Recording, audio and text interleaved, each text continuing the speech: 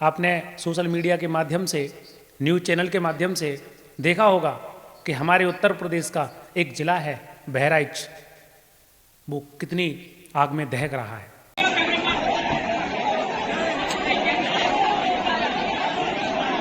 और विशेष तौर पर बनाया गया और आप देखेंगे दवाई की दुकान है, ये मेडिकल स्टोर है और मेडिकल स्टोर में आग लगा दी गई है और यहाँ पर डॉक्टर के बैठने की जगह थी, उस जगह पर आग।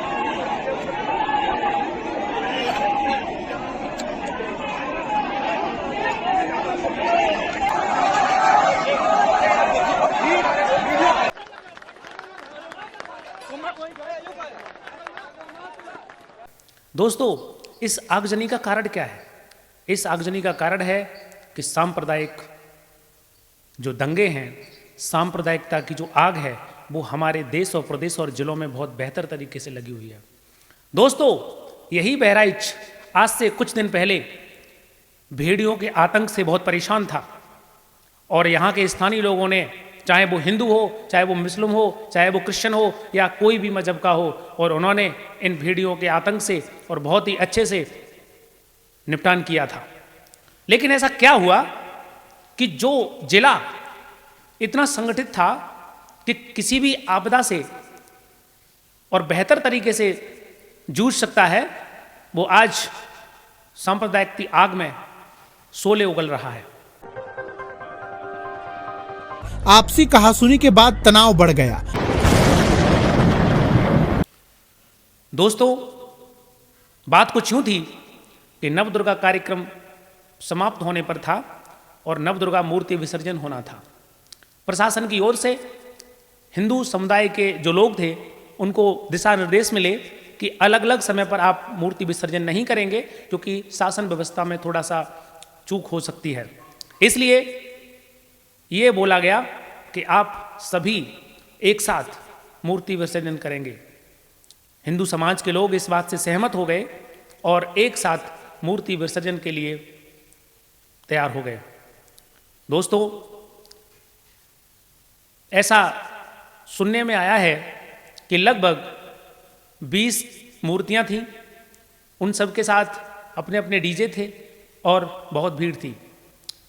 जब ये भीड़ इतने बड़े जुलूस का रूप लेती है और मूर्ति विसर्जन के लिए ये लोग आगे बढ़ते हैं, रास्ते में दूसरे मजहब को मानने वाले लोगों का इलाका पड़ता है। वहाँ पर दोनों समुदायों में कुछ कहासुनी होती है और कहासुनी होने के बाद में एक दूसरे के प्रति आक्रोश पैदा हो जाता है। उसी आक्रोश में एक हिंदू व्यक्ति की हत्या कर दी जाती है। दोस्तों, ये आक्रोश किस तरीके का था और ये हमारे देश को आखिरकार कहाँ ले जाया जा रहा है? यदि प्रशासन ने ये बात बोली थी कि आप सभी लोगों को एक साथ मूर्ति विसर्जन करना है, तो फिर इतनी पुलिस व्यवस्था क्यों नहीं की गई? आखिर ये शासन प्रशासन के ऊपर सवाल खड़े करने का मामला है। आखिरकार ऐसा कैसे हो गया कि एक व्यक्ति की बेरहमी से हत्या कर दी गई? वहीं पर अपुष्ट तथ्यों से पता पड़ा हुआ है, दोनों पक्षों से बात की गई है, तो एक पक्ष का ये कहना है कि हमारी मूर्तियों के ऊपर पत्थर फेंके गए, हमारी मूर्तियों को खंडित किया गया। वहीं दूसरे पक्ष का ये कहना है कि डीजे पर आपत्तिजनक गाने बजाए जा रहे थे, हमको उकसाया जा रहा था। तो मेरा आपसे ये सवाल है कि यदि डीजे पर आपत्तिजनक गाने बजाए जा रहे थे तो आपको पुलिस कार्रवाई करनी चाहिए थी। किसी की हत्या करने से क्या मतलब था? देश में आगजनी करने का क्या मतलब था? पूरे बहराइच को जलाने का क्या मतलब था? और ये निसंदेह हमारी पुलिस व्यवस्था पर एक सवाल खड़ा करता है। दोस्तों, ये जो घटना हुई है बहुत ही सोचनीय विषय है कि आखिर हम अपने देश को कहाँ जाते हुए देख रहे हैं। कुछ राजनीतिक पार्टियां और उनके पार्टी अध्यक्ष, कुछ राजनेता आपस में एक दूसरे की टांग खींचने में लगे हुए हैं। मैं कहता हूं कि आज ये वक्त एक दूसरे के टांग खींचने का नहीं है, बल्कि ऐसी समस्याओं से मिलकर जूझने का है। सवाल ये नहीं पैदा होता कि पक्ष क्या कर रहा है और विपक्ष क्या कर रहा है।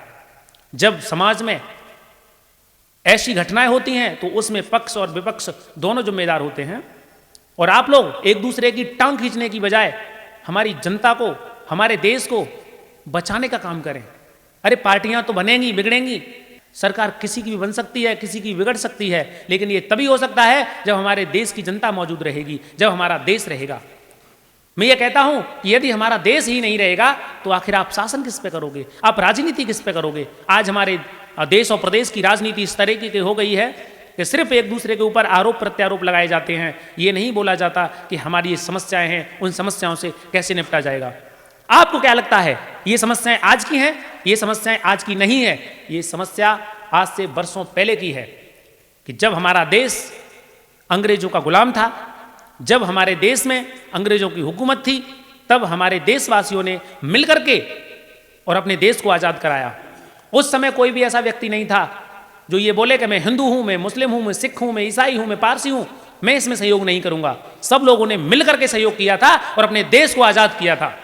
लेकिन जब हमारा देश आज़ाद हो गया तो फिर कुछ लोगों ने सांप्रदायिक के आधार पर, धर्म के आधार पर अपने देश को बांटना चाहा। मैं तो कहता हूं कि उस समय हमारे भारत को नहीं बांटना चाहिए था, लेकिन यदि ऐसी कुछ मजबूरी भी पड़ी होगी कि अपने देश को बांटा गया होगा, तो फिर मैं ये कहता हूं कि फिर पूरी तरीके से बांटा जाना चाहिए था। पूर्ण रूप से क्यों नहीं बांटा गया?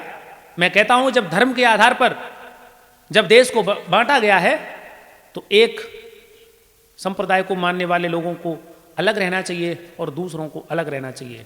या तो देश का बंटवारा नहीं किया जाता, और बंटवारा किया गया था तो फिर पूर्ण रूप से किया जाता। तो इसकी शुरुआत कई वर्षों पहले से कर दी गई थी और निसंदेह हमारे राष्ट्रपिता महात्मा गांधी से ये भूल हुई थी, क्योंकि इसी भूल के कारण आज हमारा भारत देश जल रहा है। या तो सभी एकत्रित रहते, अगर ये संभव नहीं था तो फिर अलग अलग मजहब के हिसाब से अलग अलग उनको बांट दिया जाता, और जो ऐसा नहीं किया, इन दंगों की शुरुआत पहले से ही कर दी गई। इनका जो बीज था वो कई वर्षों पहले से बो दिया गया। इसलिए मैं आपसे कहता हूं कि अपनी राजनीति रोटियां सेकने की बजाय अपने देश के लिए कुछ कर जाइए। राजनीति का मतलब ये नहीं होता है कि चाहे हमारा देश जले, चाहे देश की जनता जले, हमें तो क्या करना, हमें तो अपनी राजनीति करनी है। दोस्तों, अगर ऐसी मानसिकता आप रखते हो तो आपको हमारे देश और प्रदेश में जीने का और रहने का कोई भी हक नहीं है। जनता मूर्ख है जो आपको वोट देती है, और आप जनता को क्या करते हो? आप जनता को आपस में लड़ाते हो, आप जनता को आपस में उकसाते हो, आप जनता को ये क्यों नहीं बताते हो कि हमारे देश में सब मिलकर रहें? पक्ष विपक्ष की टांग खींच रहा है और विपक्ष पक्ष की टांग खींच रहा है, पता नहीं क्या हो रहा है। इसलिए दोस्तों, मैं आपसे ये कहना चाहूंगा कि यदि आज इस सांप्रदाय की आग में जलते रहोगे तो ना तो आप बचोगे और ना देश बचेगा, और फिर ये राजनीति पार्टियां किस पर राजनीति करेंगी, और इनको ये समझना चाहिए। इसलिए ये हमारी जो व्यवस्था है और उसको दुरुस्त करने की कोशिश की जानी चाहिए।